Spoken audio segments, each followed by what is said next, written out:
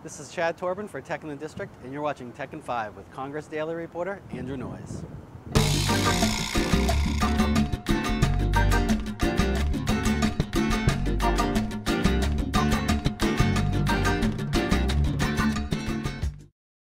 We're here with Andrew Noyes, talking on the roof of the Watergate about technology and tech policy in the District of Columbia. Andrew, thanks for joining us today. Absolutely, anytime. Yeah, great. My first question is for you. What do you think is the most surprising story you've covered this year? The most surprising story that I've covered from a lobbying standpoint is probably the ongoing battle between the music industry and the broadcasters over the performance right for radio, AM/FM radio. It's been a very bitter battle between the two. The broadcasters don't want to have to pay a performance right for music that's played over AM/FM radio, and the music industry argues that it's about time since all the other platforms, satellite, internet, and cable all pay. It's definitely been an issue that's sparked a lot of controversy, a lot of contention among members. The music industry has brought a ton of celebrities up to Capitol Hill, from Sheryl Crow to Emmylou Harris to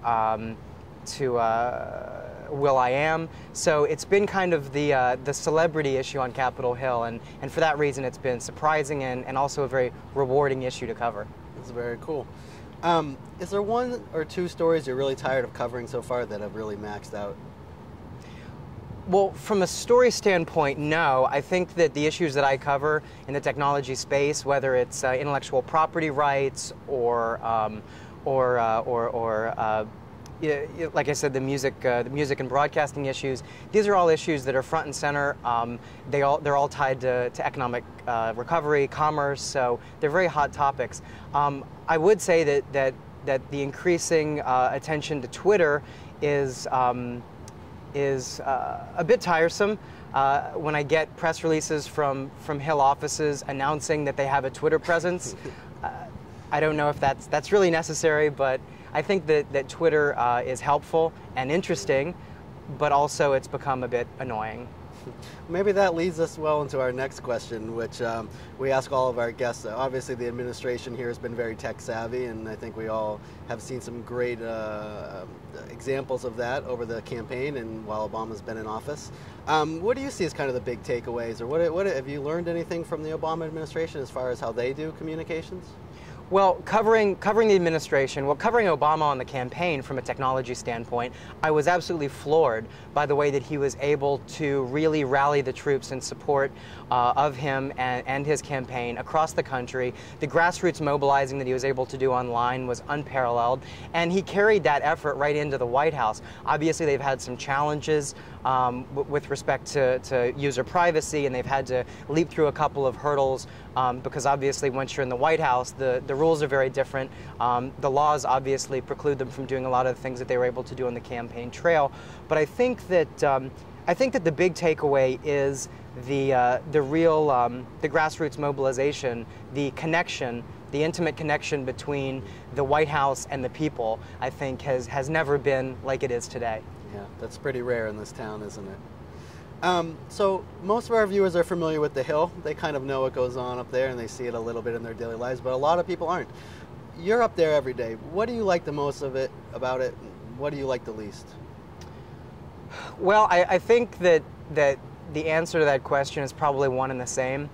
The thing that I like the most and the least is that on any given day there could be a dozen different stories that I'm chasing, and from a reporting standpoint, it definitely raises some challenges for me since I'm only one person, but it's also very exciting. It's a thrilling place to be. Washington has never been as politically divided as it is right now, I think, over a lot of issues, so it definitely makes for an exciting time to be covering Capitol Hill. I really enjoy the people that I work with. I think that the folks who cover technology, from the staffers that work with technology issues, are some of the brightest staffers on Capitol Hill, some of the most clued into the issues that industry and other stakeholders really care about. That's interesting. All right, last question. If you're visiting Washington, D.C., what's the one travel tip or place to go that you would recommend to someone? Well, I used to say the Awakening statue down at the end of the point, but since they moved that out to National Harbor in Maryland, I hesitate. I think that I would probably say Rock Creek Park. Just a jog through Rock Creek Park is an amazing getaway, so you don't feel like you're in the city. I spend a lot of time down there. That's very true. All right, Andrew Noyes, thank you so much for joining us today. Absolutely. Thanks for having me.